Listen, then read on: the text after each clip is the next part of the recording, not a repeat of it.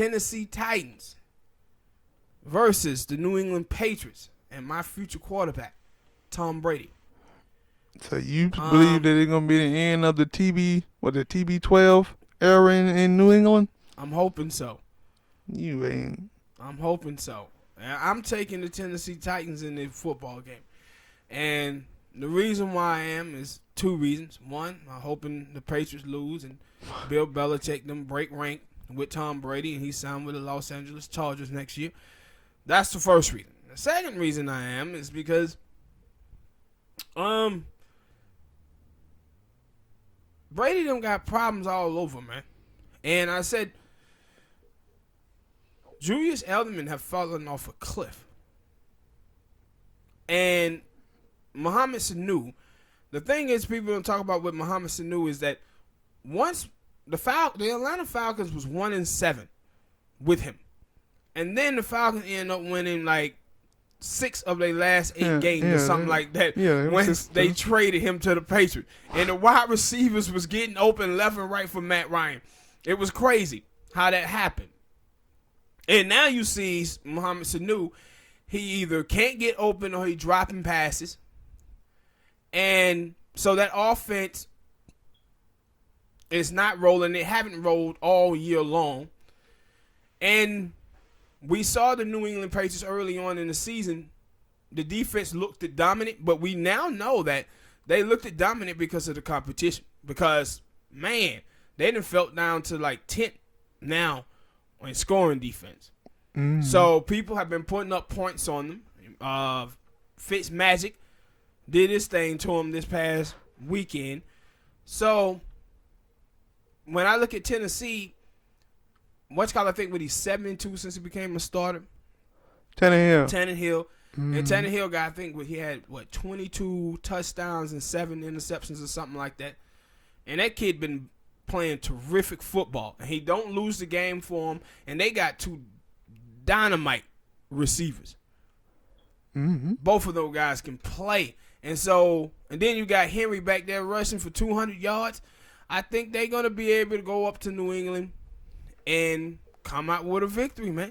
Because the Patriots, normally, you hear people, on the Patriot wagon. And I said, y'all just going off a past performance and counting on Belichick. But I said, this New England team, if this New England team here win the Super Bowl, man, boy, there ain't going to be this says a whole lot about the state of the NFL if this New England team win the Super Bowl, bro. Because that's what I say that maybe the defense have been good, but then after a point where your offense just out there keep putting you on the field, you kind of get tired and you kind of get wore down. And that's what I'm looking at from their defense. And maybe they got wore down for 16 games and finally got wore down and the offense hadn't kicked it up. Hadn't even looked like they even made an attempt to kick it up. And surprisingly, Brady them haven't, normally they throw them little short routes to the running backs and to Edelman, but they don't seem to be. It ain't working now. Yeah, it ain't working now. Finally, I guess these people finally wised up. And I think what you've seen is that the offensive line a little nipped up as well. They played pretty well in this last game, though. Offensive line? Yeah, the last couple of games they played pretty well. But the problem is with New England is two things. One, Gronk is not there. And 2, Julius Edelman then lost a step. So the rest of those receivers, normally with Gronk will give you command a double team. So he would give you one-on-one on the outside, and then Julius Edelman would be able to do his thing. So now they double teaming Julius Edelman. He done lost a step. You ain't got to double team Sanu. You probably can put a linebacker and guard him. That's so wrong. I'm serious. For a short period of time, probably 5-6 seconds, you pretty much guard put a linebacker on Sanu and guard him, bro. Because he don't get any separation at the line of scrimmage. Yeah. And so when you have things like that, you can just get your linebackers to focus on the running backs. The running backs coming out of the backfield. And then if you do got at least somewhat of a good power rush, which the Titans do, they got a good power rush.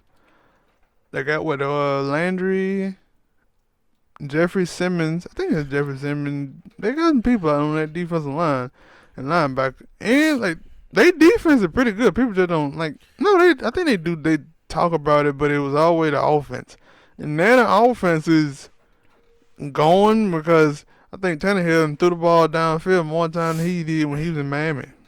Yeah, and I was always a guy who thought that Tannehill was a decent quarterback when he played for Miami Dolphins. I thought they didn't have a lot of talent around him there, but he has it up there in Tennessee.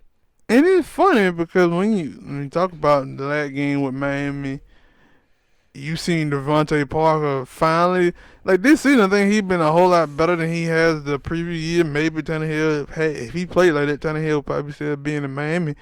But look, he was giving Gilmore the business out there. Giving him that phone. And now you got to deal with A.J. Brown and Corey Davis. Mm-hmm. And then you got Delanie Walker. I think he's still, I don't know if he hurt. I don't think I seen him. I think he's still there. And then they got some other people like, yeah. But my thing is Henry, man. Who want to hit that dude, man? Who want to hit him? Mm-hmm. I don't want to hit him. And then, especially if, cause I know he probably had like a hamstring, but shit, he probably had a hamstring and ran for 200 yards that week.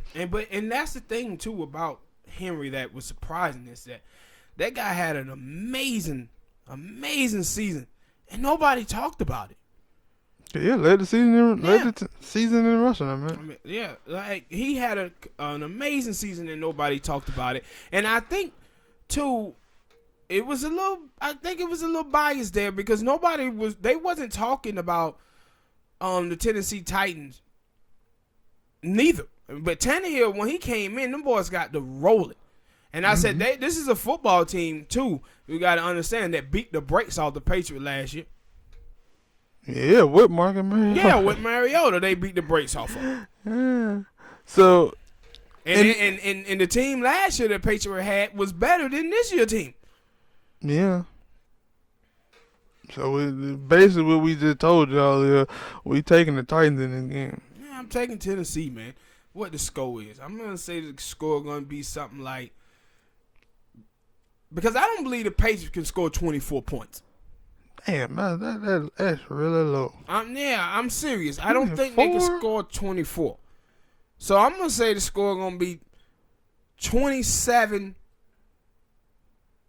20, or something like that. But I got the Titans. I know that damn much. I don't know. I don't think I got a score, but, I got Titans winning. And I guess I give Brady them a shot to keep the game what am I trying to say? Close. I could give them a shot to keep the game close, maybe 7-point game or a 6-point game. But I don't know if they're gonna get blown out. They could, but I don't know. Yeah, that's what I have, people. All right, hit that like button, subscribe, tell us who you have in this game and why. Next game. Oh, what is it? The Houston Texans versus the Buffalo Bills. This game right here is a crazy one. Yeah. This is a crazy game. It really is. Buffalo is going to Houston, right? Yeah. J.J. Watt coming back. J.J. coming back. Help their defense out a little bit. But they still got a lot of injuries on their defense, especially on the back end. Yeah. But the thing is, Buffalo, the first couple of weeks, I'm going to say like the first 12 weeks of the season, they were looking fantastic. Then the last 4, they didn't look so good. Yeah. Mainly Josh Allen. Yeah, but at the same time, you can say the same thing about the Texans. Nah, I can say the Texans have been up and down their whole season. Yeah. And that's why this game is such a close one. And you kind of want to look at it and say, well, I give the Texans the edge because experience. Deshaun Watson running ability, but Josh Allen can run the football too. I can only give him experience, but I wouldn't even gonna give him that. And because then when you look at Deshaun Watson, He can pass the ball, but he going up against this Buffalo Bills defense that is incredible. So it's a close game to call. I think I'm going to go with the Houston Texans just because of home field advantage. And I'm going to go with Houston Texans. I don't understand that, but I'm going opposite. I'm going Buffalo. I'm going Buffalo because anytime I say, I think Deshaun Watson, they got this. They go out there and put up a stinker. Now, maybe J.J. Watt to get him a little bit more spirit, but I remember before he got hurt, he was still kind of putting up a stinker. Like in that game against the Raiders, they didn't just look great. They had a fluky play to help them win that game. So, I think with the defense and the running game of Buffalo, I think they can get it where, and like I said, Texans, they had a problem with the back end on the coverage and corners and safety. So I think that John Brown and especially John Brown with speed, he can get open, and once or twice, maybe Josh Allen don't miss him both times, but I get an edge to Buffalo. I think their defense is also better than the Houston Texans as well. I think they're way better. That Buffalo defense is incredible. And that's why it's such a tough game, because I believe that defense is gonna slow down Deshaun Watson. Mm-hmm. But I don't know if Josh Allen gonna muster up enough points. I get it. I understand. So I'm gonna say the score of the game gonna be something like 2017 Texans. 2017 Texans. This might be the breakout game, best game of the wild card weekend, I guess. Not to me. The next game we're gonna do, Minnesota and Saints. Possibly. No, I'm sticking with this one. And when we get to that one, I'll tell you why. I'm sticking with this one. I think Buffalo possibly will lean heavy on the running game. Playoff. Told you, Packer running game and a defense. They got the defense. And they may have a running game with Josh Allen. Gonna say low scoring though. Gonna say like 17-10, something like that. No, 17-10. Yep. Hit that like button, people. Subscribe. Tell us who you guys have in this game and why.